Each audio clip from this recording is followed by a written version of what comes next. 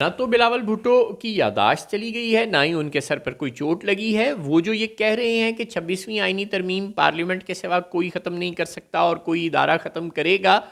تو اسے کوئی نہیں مانے گا، تو اس کا مطلب ہے کہ انہیں کہیں نہ کہیں سے ایسی کوئی سمیل آ رہی ہے کہ شاید کوئی ادارہ ختم کر دے اس 26ویں آئینی ترمیم کو۔ اور پاکستان کے موجودہ آئینی ڈھانچے کے مطابق اگر کوئی ادارہ اس 26ویں آئینی ترمیم کو ختم کر سکتا ہے، یعنی کہ پارلیمنٹ کو ریمانڈ بیک کر سکتا ہے کہ آپ اس کو ریکنسیڈر کریں، تو وہ سوائے سپریم کورٹ آف پاکستان کے کوئی نہیں ہے۔ اور سپریم کورٹ کے چیف جسٹس بھی، اب مزے کی بات یہ ہے کہ یہ کام نہیں کر سکتے، اب یہ کام آئینی بینچ ہی کر سکتا ہے کہ وہ اس 26ویں آئینی ترمیم کو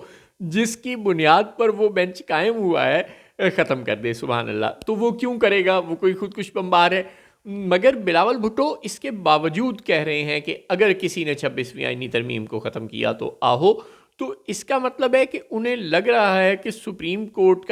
کا آئینی بینچ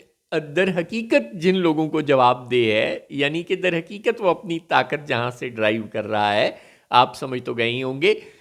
وہ لوگ ہی کہیں تحریک انصاف کے ساتھ کوئی سیٹلمنٹ کر کے اپنے اس آئینی بینچ کو ڈسمس کروانے والی 26ویں آئینی ترمیم اسی آئینی بینچ کے ہاتھوں ریمانڈ بیک نہ کروا دے پارلیمنٹ کو۔ یعنی اب بلاول بھٹو کو یہ ڈر لگ رہا ہے، تو اگر انہیں ڈر لگ رہا ہے تو وہ زرداری صاحب کے بیٹے ہیں، کوئی عام آدمی نہیں ہے، تو اس کا مطلب ہے کہ واقعی تحریک انصاف اور اسٹیبلشمنٹ کے مذاکرات کی بیل منڈے چڑھ سکتی ہے۔ بلاول کو اگر یہ خطرہ محسوس ہو رہا ہے جبھی تو وہ یہ کہہ رہے ہیں کہ کوئی ختم نہ کرے اس ترمیم کو، یعنی کہ کوئی پتھر سے نہ مارے میرے دیوانے کو۔ ظاہر ہے 26ویں آئینی ترمیم کے لیے بلاول بھٹو نے بڑی محنت کی ہے، اور یہی وہ سٹرکچر ہے جو اگر قائم رہتا ہے تو تحریک انصاف کو اس کی ریزرو سیٹس نہیں ملیں گی،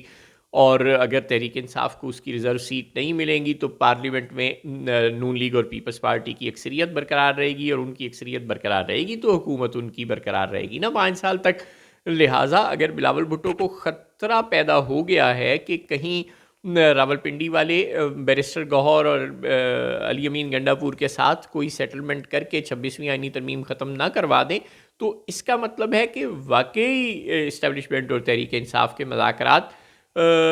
کم از کم اس وقت تک ناکام نہیں ہو رہے۔